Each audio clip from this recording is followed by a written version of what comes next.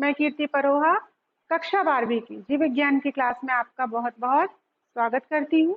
बच्चों, इसके पहले हमने आपके अध्याय 2 पुष्पी पादपों में लैंगिक प्रजनन के बारे में चैप्टर स्टार्ट किया था और प्रीवियस वीडियो में हमने एक प्रारूपिक पुष्प की संरचना और उसके भागों का अध्ययन किया था।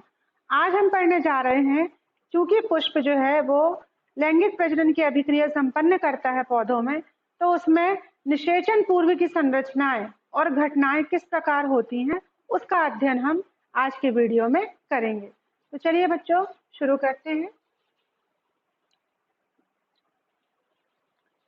अब हम बात करते हैं निषेचन पूर्व घटनाएं, मतलब यदि जो पौधा है वो लैंगिक निषेचन के लिए तैयार है तो उसके लिए कौन कौन से ऐसे परिवर्तन होते हैं जिससे कि वो अपने आगे की लैंगिक अभिक्रियाओं को कर सकता है। तो उसमें पहला होता है हार्मोनल परिवर्तन, यानी हार्मोनल चेंजेस होते हैं। उसमें इस प्रकार के हार्मोन्स बनते हैं ताकि पौधे में पुष्पन की क्रिया शुरू हो सके।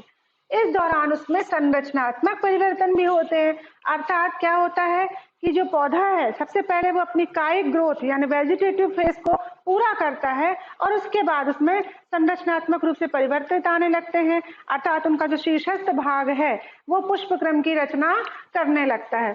पुष्पक्रम अर्थात इन्फ्लोरेसेंस, अर्थात हर पौधे में एक ये विशेषता रहती है और जब हम पौधे को फैमिली वाइज डिवाइड करके उनका अध्ययन करते हैं तो इसमें जो पुष्प क्रम है या इन्फ्लोरेसेंस है वो बहुत महत्वपूर्ण भूमिका निभाता है।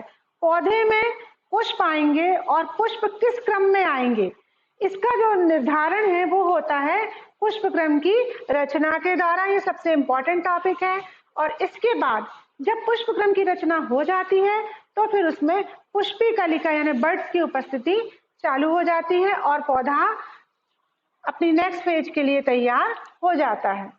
अब हम देखते हैं कि जब एक पौधे में पुष्प आ जाता है, जैसा कि हमने प्रीवियस वीडियो में एक फ्लावर स्ट्रक्चर का अध्ययन किया था कि उसमें कौन कौन से भाग होते हैं। बाह्य दलपत्र होता है, दलपत्र होता है, इसके बाद उसमें क्या होता है, एंड्रोशियम होता है और गायनोशियम होता है। एंड्रोशियम अर्थात नर जननांग और गायनोशियम अर्थात मादा जननांग की रचना भी उसके अंदर उपस्थित रहती है। तो नर जननांग की यदि हम बात करें तो उस हिस्से को कहते हैं पुंकेसर। पुंकेसर वाला जो पार्ट रहता है किसी भी फ्लावर का, यदि हम एक फ्लावर के स्ट्रक्चर को यहाँ पे बिल्कुल ब्रीफली डिस्कस करेंगे तो देखेंगे कि अगर ये फ्लावर है, सपोज दिस इज फ्लावर, और यहाँ पर ये इसके बाह्य दलपत्र और दलपत्रों की हो गई, और साथ ही साथ यहाँ पर हम देखें तो यहाँ पर उसका गायनोशियम यानी मादा जननांग स्थित रहता है और इसी के बाजू से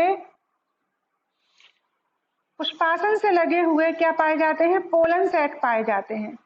यहाँ पर पोलन सैक्स उपस्थित रहते हैं। ये मैं सिर्फ आपको समझने के लिए स्ट्रक्चर ड्रॉ कर रही हूँ। तो ये जो पोलन सैक है ये क्या कहलाते हैं, पुंकेसर कहलाते हैं और इनको स्टेमन भी कहा जाता है। अब हम एक स्टेमन की रचना को देखें तो वो दो भागों में बटा रहता है। पहला है एंथर अर्थात परागकोश,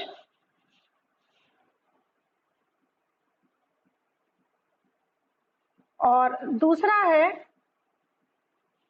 फिलामेंट अर्थात तंतु।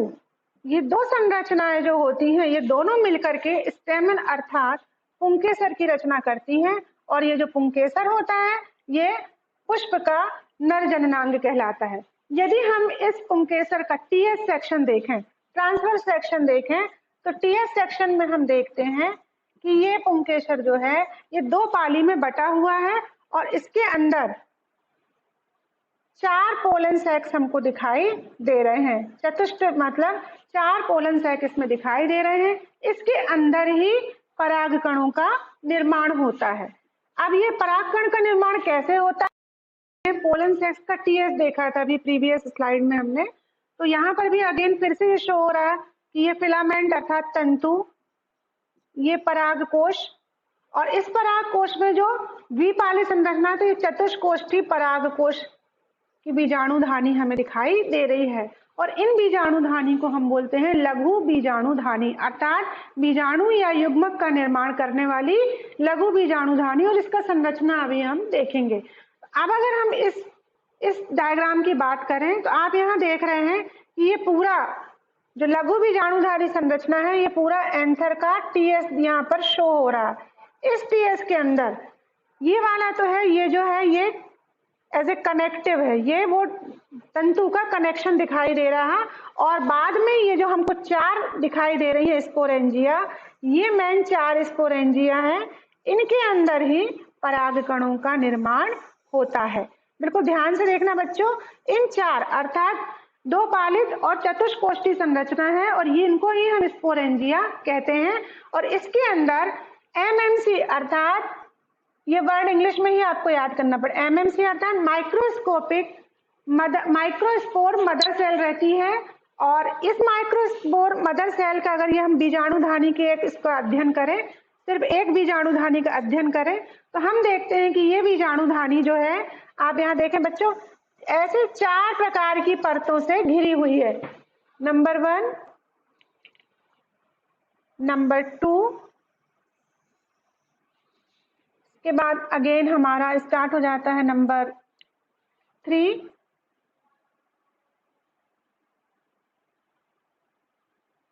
और इसके बाद एक और परत स्टार्ट होती है नंबर 4।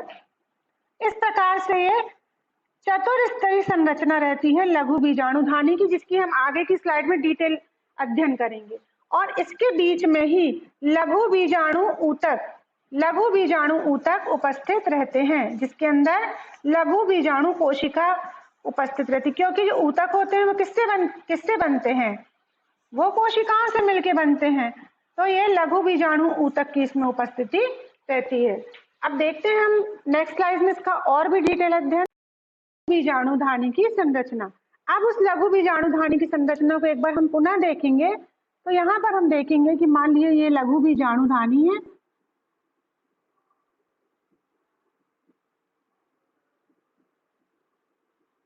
लघु बीजाणुधानी।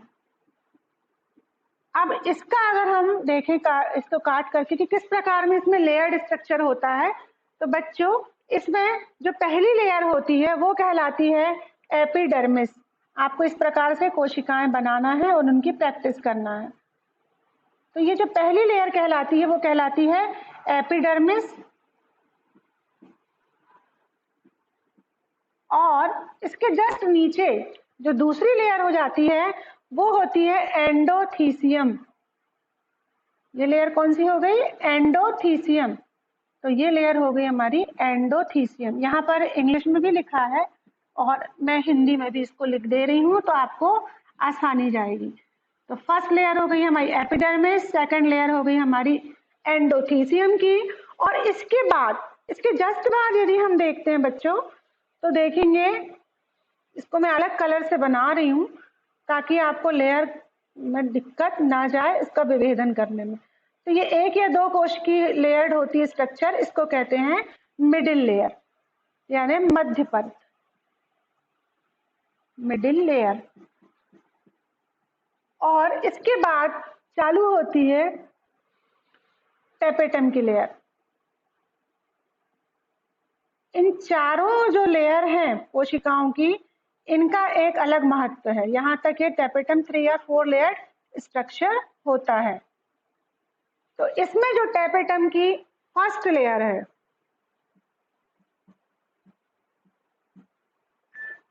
तो ये तीनों लेयर और इसकी फर्स्ट लेयर जो होती है, ये चारों मिलकर के क्या काम करती हैं, ये पराग कणों को सुरक्षा प्रदान करती हैं। पराग कणों को क्या करती हैं, सुरक्षा प्रदान करती हैं। साथ ही साथ जब पराग कोश का स्फुटन होता है, प्रस्फुटन होता है, अर्थात डेहिसेंस ऑफ एंथर पाया जाता है, तब ये पराग कोश के फटने में मदद करती हैं। तो ये हो गए तीनों लेयर के काम। अब इसमें टेपेटम की जो आंतरिक लेयर है, ये वाली लेयर का महत्व भी है, इसको अभी हम बाद में समझेंगे। पहले हम समझेंगे साथ में इसमें और कौन सी कोशिका है, तो लघु बीजाणु मात्र कोशा। इन चारों लेयर के भीतर लघु बीजाणु मात्र कोशा उपस्थित रहती है। ये ही बाद में जाकर के आगे विकसित होकर के पराग कणों का निर्माण करती है। इसको कहते हैं लघु बीजाणु मात्रकोशा, और इसको हम इंग्लिश में कहेंगे शॉर्टकट में एमएमसी। ये पूछा जाता है एमएमसी का फुल फॉर्म क्या है। अब लघु बीजाणु मात्रकोशा के अंदर परागकणों का विकास होता है। उस बीच में ये जो टैपेटम की लेयर है, टैपेटम की लेयर सघन जीव द्रव्य से भरी हुई होती है, और ये इन लघु बीजाणु मात्रकोशा इनको क्या प्रदान करती हैं? पोषण प्रदान करती हैं। ये डिसॉल्व हो जाती हैं और इनको पोषण प्रदान करती हैं। तो ये 2-2 मार्क्स के क्वेश्चन में आता है, आपको बहुत अच्छे से इसको याद रखना है। हमने पढ़ा लघु बीजाणुधानी की संरचना, और उसमें ये पढ़ा कि इसमें 4 लेयर होती है, epidermis, endothecium, middle layer and tapetum. और उस टैपेटम के अंदर क्या होती है? लघु बीजाणु मात्र कोशिका होती है। सपोज अगर हम देख लें, इसको फिर से एक बार रिकॉल करते हैं। यहाँ पर 4 लेयर स्ट्रक्चर हो गया और इसके अंदर लघु बीजाणु मात्र कोशिका, जिसको हमने शॉर्टकट में क्या नाम दिया था? एमएमसी। अब ये जो माइक्रोस्पोरिक मदर सेल है, ये जो है, ये बाद में जैसे ही इसमें क्या होता है? अर्धसूत्री विभाजन होता है, अर्थात इसमें कौन सा डिवीजन पाया जाता है? अर्धसूत्री विभाजन पाया जाता है इनकी कोशिकाओं में, और ये अर्धसूत्री कोशिका विभाजन के द्वारा हैप्लॉइड बनाती हैं, हैप्लॉइड के टेट्राइड बना लेती हैं। ये इस प्रकार से मैं इसको शो करूंगी। मान लीजिए एक एमएमसी सेल है, ये बहुत अच्छे से समझिएगा। इसमें क्या हो रहा? मियोसिस हुआ। मियोसिस सेल डिवीजन के बाद ये क्या कर ली? ये इसने एक चतुष्क बना लिया, यानी एक टेट्राइड बना लिया। अब इसमें जो गुणसूत्रों की संख्या होगी वो कितनी हो जाएगी? मान लीजिए यदि यहाँ पे क्रोमोसोम का नंबर था 2x, तो यहाँ पर अगर इसको डिवाइडेड 1/4 करें तो कितना हो जाएगा? nn हो जाएगा। तो यहाँ पर जो टेट्राइड बनाया इसने, माइक्रोस्कोपिक मदर सेल ने, तो यहाँ पर जो टेट्राइड बनाया यानी चतुष्क बनाया, उसको हिंदी में बोलते हैं चतुष्क और इंग्लिश में बोलेंगे टेट्राइड। तो ये इन्होंने बनाया चतुष्क। ये बहुत इंपॉर्टेंट फेज है किसी भी पॉलन ग्रेन के बनने का। अर्धसूत्री कोशिका विभाजन से एमएमसी यानी माइक्रोस्पोरिक मदर सेल डिवाइड होकर के चतुष्क बनाती है, और उसमें गुणसूत्रों की संख्या कितनी रहती है? n, अर्थात आधी हो जाती है अपनी मात्र कोशिका के। इस प्रकार से यह माइक्रोस्कोपिक जो सेल है माइक्रोस्पोरिक, वो चतुष्क बनाती है। यहाँ पर मैं यहाँ पर इसको डिटेल समझा रही हूँ। ये इनने चतुष्क का निर्माण कर लिया। अब जब ये चतुष्क का निर्माण करती है, उसमें ये जैसे ही पॉलन सेक अपना सूखने लगता है, उसके अंदर का वाटरी कंटेंट खत्म होने लगता है, टैपेटम की जो सेल्स है वो क्या होती है? गलने लगती है। तो इनको एक फ्रीनेस वहां मिल जाती है। लघु बीजाणुधानी में एक खाली जगह मिलती है। उस बीच में ये जो चतुष्क है ये 4 सेल में डिवाइड हो जाता है, और फिर ये चारों, इनके बीच की भित्ति फट जाती है, और यहाँ से ये चारों सेल जो है 1, 2, 3 और 4 चारों अलग अलग हो जाती हैं। यही जो अलग अलग हो जाती हैं सेल, इन्हीं को क्या कहते हैं? पॉलन या पराग कहते हैं। तो ये है पराग। अब इनने क्या बना लिया? पराग कणों का निर्माण कर लिया। आप सोच सकते हैं कि एक छोटी सी लघु बीजाणुधानी में हजारों की संख्या में परागकण पाए जाते हैं। अब इस परागकण को हम देखें तो पहले यहाँ पर वैक्यूल्स उपस्थित रहते हैं, यानी, और साथ ही साथ न्यूक्लियस यानी केंद्रक रहता है यहाँ पर। ये केंद्रक जो होता है अगेन 2 भाग में डिवाइड हो जाता है, और ये बना लेता है 2 पार्ट इसमें बन जाते हैं। ये वाला पोर्शन हो जाता है वेजिटेटिव सेल, और दूसरा हो जाता है जनरेटिव यानी जननीय केंद्रक हो जाता है,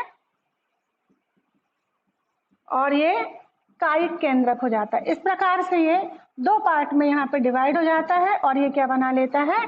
पॉलन यानी परागकण का निर्माण कर लेता है। अब इस परागकण को हम क्या करेंगे? देखते हैं कि उसका स्ट्रक्चर क्या होता है। स्ट्रक्चर ऑफ परागकण की संरचना। परागकण संरचना। राइट बच्चों, यहाँ तक आपको समझ में आया किस प्रकार लघु बीजाणुधानी कि जो माइक्रोस्पोरिक मदर सेल है वो चतुष्क बनाती है, चतुष्क से फिर बाद में ये 4 सेल अलग अलग हो जाती हैं और परागकण बना लेती हैं।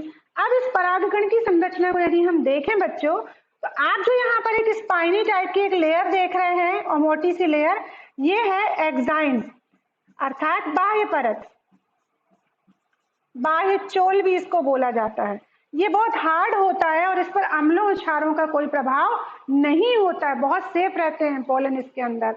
इसके बाद इसके मध्य में एक पतली सी परत रहती है, इसको कहते हैं इनटाइन या अंतःचोल। आप ये वाले वर्ड याद न करके इस प्रकार के वर्डिंग याद करिए जो आपको कॉम्पिटिटिव एग्जाम में भी काम आएंगे। तो पहली परत हो गई एक्साइन, दूसरी हो गई इंटाइन, और यहाँ पर ही एक जर्मपोर अर्थात क्या करता है, पोलन ट्यूब जो निकलती है उसके लिए एक जर्मपोर यहाँ पर उपस्थित रहता है, इसको कहते हैं जर्मपोर। इसके माध्यम से ही पोलन ट्यूब बाहर निकलती है।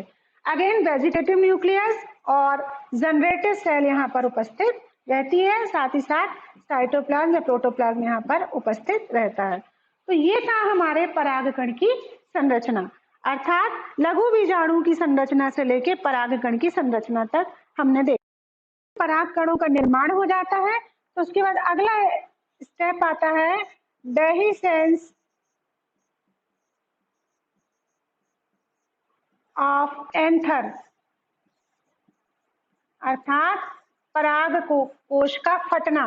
किस प्रकार पराग कोश फटता है, तो धीरे धीरे जैसे ही इसमें पोलन ग्रेन या पराग कणों का निर्माण हो जाता है जो कि हजारों की संख्या में होता है, उसके पहले यहाँ पर ये तीनों लेयर जो है, जो हमने आपसे चर्चा की, ये सब अंदर सिकुड़ने लगती है और इन पर इन पोलन ग्रेन्स का क्या पड़ता है, प्रेशर पड़ता है, जिसके कारण पराग कोश की जो भित्ति है वो क्या हो जाती है, फट जाती है और इससे पराग कण जो है वो कम आ जाते हैं।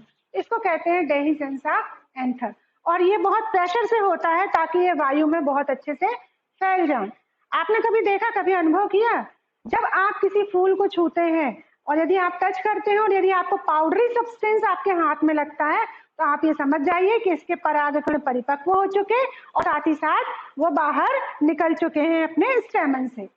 अब देखते हैं हम नेक्स्ट में। यहाँ पर हमने एक बिल्कुल एक मतलब कहना चाहिए आपको साइक्लिक फॉर्म में बताया कि किस प्रकार से एक ये एंथर सेक्शन है या स्टेमन का सेक्शन हमने पढ़ाया पुंकेसर का। तो ये पुंकेसर का टीएस है और इस पुंकेसर के टीएस में किस प्रकार से चारों लघु बीजाणुधानी यहाँ पर उपस्थित है, ये फिलामेंट है, कनेक्टिव है। इसके बाद यहाँ पर कैसे माइक्रोस्पोरोसाइट मियोसिस 1 और मियोसिस 2 बन करके टेट्राएड यानी चतुष्क का निर्माण करती है। जो अंदर की हमारी माइक्रोस्पोरोसाइट यानी लघु बीजाणु मात्र कोशिका है वो किस प्रकार मियोसिस 1 और मियोसिस 2 के द्वारा चतुष्क का निर्माण करती है। चतुष्क का जैसे ही निर्माण होता है तो क्या बनता है, परागकण का निर्माण होता है, पराग का निर्माण हो जाता है। ये परागकण जो होता है, अगेन इसमें और डिवीजन जो आपको आगे की वीडियो में समझाएंगे, और फिर वो एक नर युग्मक का निर्माण कर लेता है। तो इस प्रकार पूरा एक ही साइकिल है। अब हम देखते हैं कि ये जो परागकण होते हैं, ये परागकण पोषण से भरपूर होते हैं, अर्थात इसमें बहुत हाई मात्रा में न्यूट्रिएंट्स पाए जाते हैं और ये क्या करते हैं, आहार संपूरक अर्थात न्यूट्रिटिव कॉम्प्लीमेंट की तरह इसको यूज किया जाता है। तो इन परागकणों को पराग गोलियों या टैबलेट्स में लेने का प्रचलन बढ़ा है। पश्चिमी देशों में भारी मात्रा में इन पराग उत्पादों को गोलियों एवं सिरप के रूप में बाजारों में बेचा जाता है और ये माना जाता है कि ये खिलाड़ी एवं धावक अश्वों यानी घोड़ों की कार्यदक्षता में वृद्धि करता है। तो ये था हमारा लघु बीजाणु जनन। मुझे आशा है बच्चों कि आपको ये बहुत अच्छे से समझ में आया होगा। और मैं कहूंगी आपसे एक बात मुझे कहना है कि जब भी आप मेरे वीडियोस को देखें, क्योंकि बायो है, आपको कॉन्सेप्ट बनाना है, तो पहले आप एक नोटबुक जरूर नोट करके रखें। भले ही मैं आपको नोट्स दे रही हूँ, लेकिन आप मेरी बातों को सुन करके अपने पॉइंट्स जरूर बनाएं ताकि आप उसको कभी ना भूलेंगे। थैंक यू बच्चों। नेक्स्ट उसमें हम करेंगे मेगास्पोरोजेनेसिस।